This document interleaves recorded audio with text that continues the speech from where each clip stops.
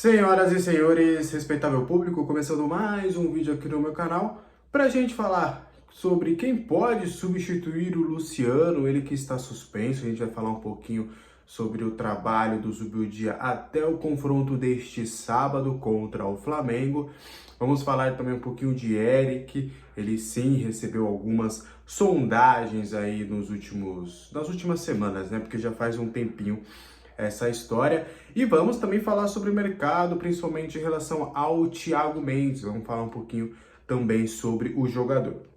Bom, para a gente começar, vamos trazer aí a provável escalação, falar um pouquinho também sobre o confronto contra o Flamengo, quem é que pode jogar e quem é que pode substituir o Luciano. Para você que não se lembra, o Luciano no confronto contra o Fortaleza, ainda no banco de reservas, porque ele foi poupado para essa partida, entrou somente no segundo tempo. Ainda no banco de reservas ele tomou um cartão amarelo, foi o terceiro dele, então ele não estará disponível contra o Flamengo, vai ganhar essa folga e só volta para o time que vai enfrentar o Goiás lá em Goiânia na quinta-feira. Primeiro ponto, é importante trazer que existe uma diferença bem grande em relação a dias, que 1 ou 2 dias a mais de um jogo para o outro faz uma grande diferença. Então, por conta do São Paulo jogar no sábado contra o Flamengo e o outro jogo ser somente na quinta-feira, então você tem aí domingo, segunda, terça e quarta, além da quinta-feira, aí você vai ter basicamente 4, 5 dias ali de um confronto para o outro. Então é bem plausível, é bem possível que o Zubeldia leve para campo o time principal contra o Flamengo e o principal contra o Goiás, que ele não faça substituições para poupar alguns atletas. A tendência dele mandar força máxima para esses confrontos, tá? Então, do time que venceu o Goiás que iniciou o jogo, né, e venceu na última quarta-feira, somente o Luciano que não vai estar disponível. Aí o Zubeldia vai poder utilizar os jogadores ali que ele tem à disposição.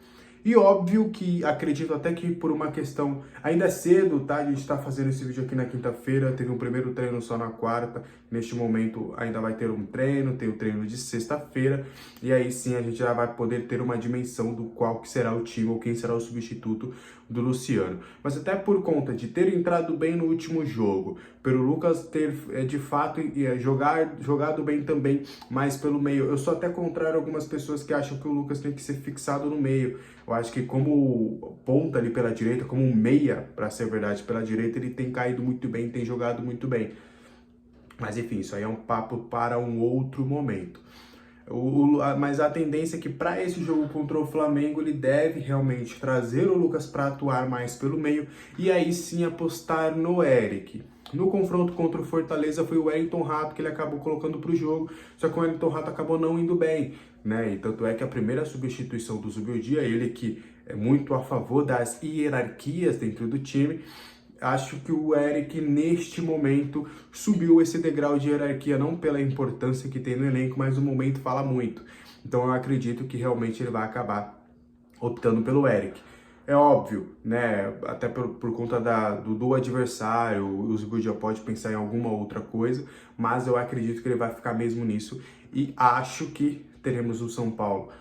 Lembrando, ainda estamos na quinta-feira, possa ser que até lá mude, mas a gente deve ter um São Paulo com Rafael e Rafinha ou Igor Vinícius, aí acho que fica uma questão interessante. Arboleda, Alan Franco e o Wellington, Luiz Gustavo, Bobadilha, Lucas, Eric, Ferreira e Caleri. Eu, inclusive, estou bem ansioso até para ver como que seria o comportamento do Eric no time titular. Ele sempre entra, né, fazendo muita faísca ali pelo lado direito. Acho que vai ser interessante até ver de fato se o Eric tem condições de ser titular no São Paulo, porque sempre tem aqueles jogadores que acabam entrando bem só no segundo tempo e quando tem oportunidade de jogar acabam não rendendo.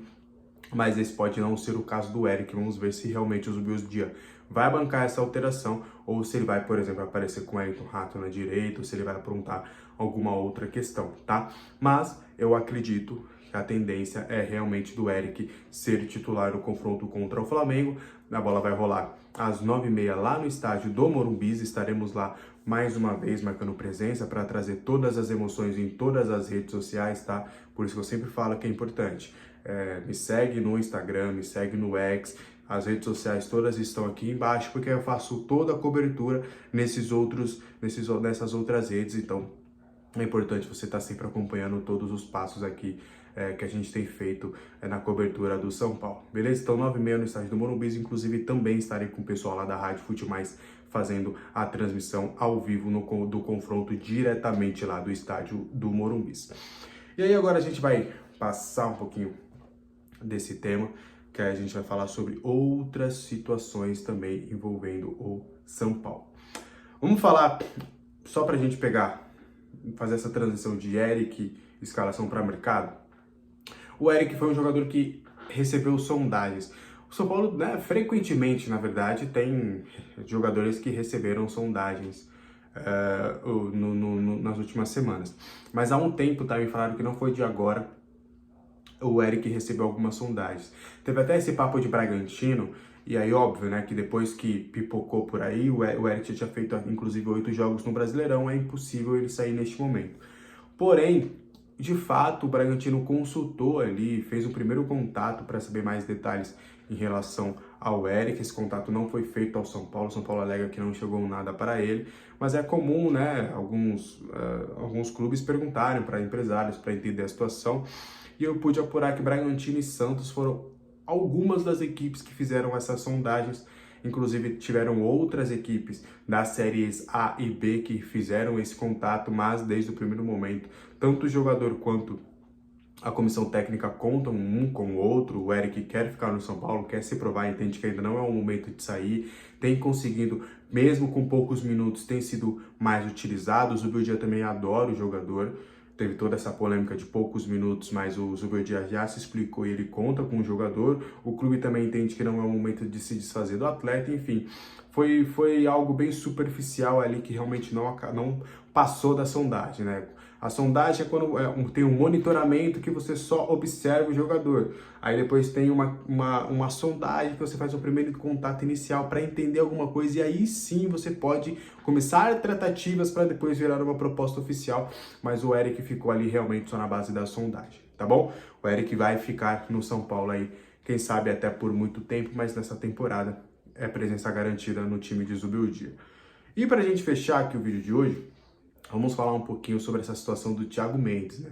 Mais uma situação envolvendo o Thiago Mendes. Está todo mundo de saco cheio. Você está de saco cheio com essa novela. Eu estou de saco cheio porque já gostaria que fosse algo já concretizado para que a gente não tenha até que ser repetitivo em algumas questões. E Thiago Mendes e São Paulo também já estão cansados dessa situação. Eles já gostariam, inclusive, do jogador pelo jogador no jogo contra o Grêmio. Eu já falei isso uma vez, eu repito. No jogo contra o Grêmio, se dependesse do Thiago Mendes, ele já estaria em campo, que foi no dia 11 de julho. Ali foi após ali os times poderem utilizar os seus atletas na janela de transferências.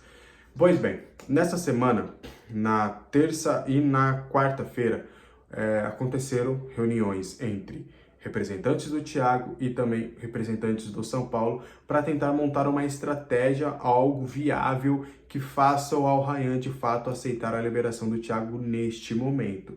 Não consegui mais detalhes do que seria esse plano, mas tem a ver com melhorias nas questões financeiras e também com um apelo maior do jogador para que as partes realmente consigam essa rescisão por parte do Al Rayyan, seja uma rescisão amigável, né? Ou seja, uma rescisão porque o São Paulo vai fazer uma proposta oficial, mas as partes estão meio que numa situação de ultimato, meio que uma última proposta, uma última cartada para de fato tentar essa liberação aí do Thiago Mendes para agora. O São Paulo precisa desse jogador, tentou ali a contratação do Paul Fernandes, não conseguiu e voltou a carga para o Thiago Mendes, entende que vai ser difícil chegar um jogador da qualidade do Thiago Mendes, então por isso que é importante que o São Paulo consiga agora essa liberação, porque há um temor, inclusive, do São Paulo de não conseguir no mercado alguém com uma qualidade que tem o Thiago Mendes. Então, o São Paulo vai acelerar essas tratativas em relação ao Thiago e está esperançoso, está na expectativa de conseguir finalmente